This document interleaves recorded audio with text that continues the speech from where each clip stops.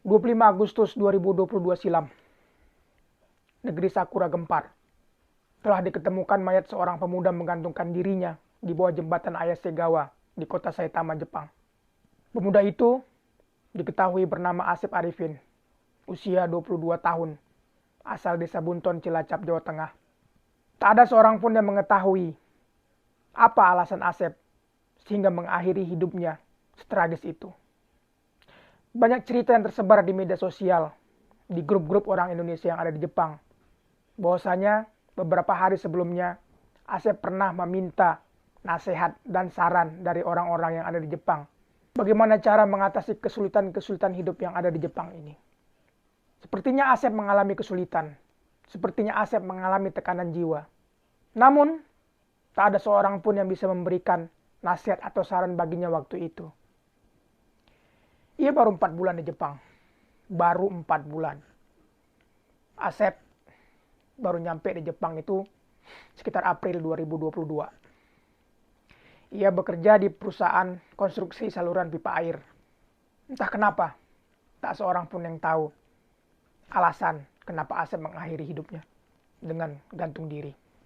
Pertanyaannya, ini salah siapa? Secara gamblang kita akan menyalahkan Asep bulat-bulat. Asep enggak tegar, Asep enggak siap. Asep tidak bisa dan tidak mampu menerima beban hidupnya. Tapi bukankah semua itu ada penyebabnya? Sebagaimana yang saya tahu, dari berapa banyak orang yang saya temui, tak seorang pun yang mengetahui secara pasti apa yang bakal ia temukan saat ia berangkat ke Jepang untuk bekerja. Semua dari kita akan berekspektasi dan akan mengharapkan sesuatu yang indah di Jepang. Karena tak seorang pun yang mau menjelaskan kepada kita apakah yang sebenarnya akan kita temui di Jepang. Kehidupan bekerja di Jepang cuma digambarkan sebagai sebuah kedisiplinan, sebuah kerja keras. Tapi tak ada yang menggambarkan yang namanya kekerasan, yang namanya intimidasi, yang namanya diskriminasi. Dan banyak sekali kita yang menemukan hal tersebut di Jepang. Khususnya lagi bagi teman-teman yang bekerja di lapangan. Baik itu di konstruksi bangunan, saluran pipa air. Yang penting di lapangan deh. Bekerja di lapangan di Jepang itu berbeda dari bekerja di dalam pabrik. Entah mengapa, orang-orang Jepang yang kita temui saat kita bekerja di lapangan, itu orang-orangnya rata-rata kasar dan keras. Bahkan, tidak sedikit dari mereka itu yang boleh kita bilang sebagai orang stres. Perilakunya, tutur katanya, benar-benar nggak menggambarkan orang Jepang yang sopan, yang baik, yang ramah. Mereka kasar loh. Manggil seenaknya. Masih mending kalau dipanggil dengan nama binatang begitu. Kadang manggil kita tuh dengan ngelempar. Dilempar pakai batu kayak, dilempar pakai sapu kayak. Ya seperti itu. Dan rata-rata orang yang kerja di lapangan itu, Jepang-Jepangnya, itu kehidupan mereka memang rata-rata kehidupan yang nggak beres. Siang mereka kerja, malam mereka mabuk-mabukan. Siang mereka kerja, malam mereka pergi main judi. Kalau main judinya menang, besok di kerjaan, mereka tuh anteng. Dan dunia akan menjadi aman. Tapi kalau mereka main judinya kalah malam itu, besok siangnya, chaos. Semua orang salah sama dia. Semua orang nggak bener sama dia. Sesama Jepang aja dia begitu, apalagi kepada orang asing. Itu salah satu penyebabnya. Dan banyak hal lain yang bisa menjadi penyebabnya. Kekasaran, kekerasan, intimidasi, dan diskriminasi akan sangat-sangat sering kita temui apabila kita bekerja di lapangan. Konstruksi bangunan, saluran pipa air, kecuali pertanian ya. Pertanian memang kerja di lapangan, cuman adem-adem. Jarang. Jepang-Jepangnya itu kasar jarang sepertinya kalau di pertanian. Perkebunan, peternakan itu jarang, walaupun sama-sama di lapangan. Tapi berbeda kalau kita bekerja di lapangan itu, istilahnya kerja di gemba, itu di konstruksi. Serem-serem orangnya. Bahasa mereka tuh kasar. Bagi orang yang mentalnya nggak kuat, bagi orang yang mentalnya jangkrik, selesai. Wassalam. Apalagi kita punya keterbatasan komunikasi. Bahasa orang-orang Jepang yang kasar itu berbeda dengan bahasa orang-orang Jepang yang sopan. Yang kita pelajari di LPK, di tempat pendidikan kita adalah bahasa-bahasa sopan. Bahasa yang pakai mas, bahasa yang pakai kudasai. Nggak ada bahasa pakai yare, itu nggak ada. Bahasa-bahasa kasar lain itu nggak ada. Kochikure gitu nggak ada. Kita nggak ketemuin itu di pendidikan kita. Dan kita temukan itu di lapangan saat kita bekerja.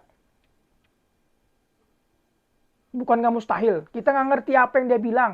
Kita nggak ngerti apa yang dia perintahkan. Kita nggak ngerti apa yang dia ucapkan. Maka marahlah dia.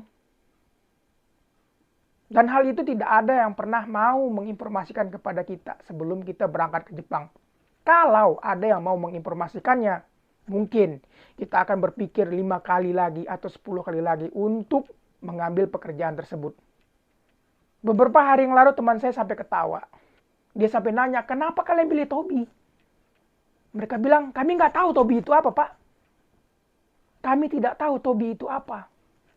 Tobi itu adalah tempat bekerja yang kerasnya lebih keras daripada tempat pelatihan militer.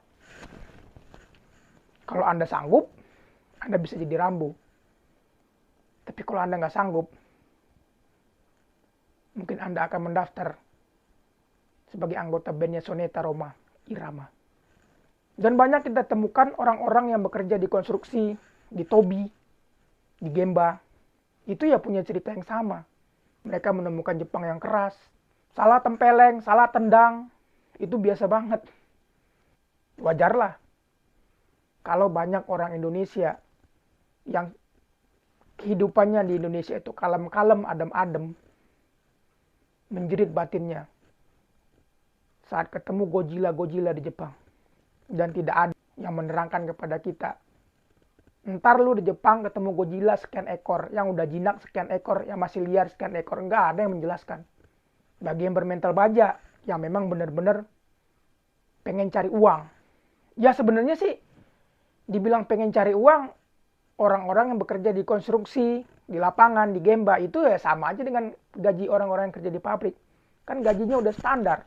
Jadi, apakah yang harus diperbaiki dari hal tersebut? Informasikan keadaan yang sebenarnya di Jepang. Di Jepang itu naik sepeda loh kendaraannya. Naik sepeda itu sehat. Iya sehat naik sepeda di Indonesia. Sehat. Di Jepang naik sepeda musim dingin. Belum lagi kena typhoon. Naik sepeda sehat, nggak sehat. Orang Jepang aja sepeda diparkirin di rumah. Kalau lagi turun salju, emang keluar naik sepeda? Kagak. Nggak kita nggak kerja, nggak dapat duit, dimarahin bos, dimarahin saco. Semoga kedepannya lembaga-lembaga yang terkait yang memberangkatkan TKI-TKI dari Indonesia ke Jepang bisa menginformasikan bagaimana keadaan sesungguhnya di Jepang sini. Sehingga kasus-kasus seperti Asep Arifin ini tidak akan terjadi lagi. Oke, terima kasih teman-teman yang udah mau menonton. Apabila video ini bermanfaat, silahkan bagikan ke teman-teman Anda yang lainnya. Sampai ketemu di video-video saya yang lainnya. Assalamualaikum warahmatullahi wabarakatuh.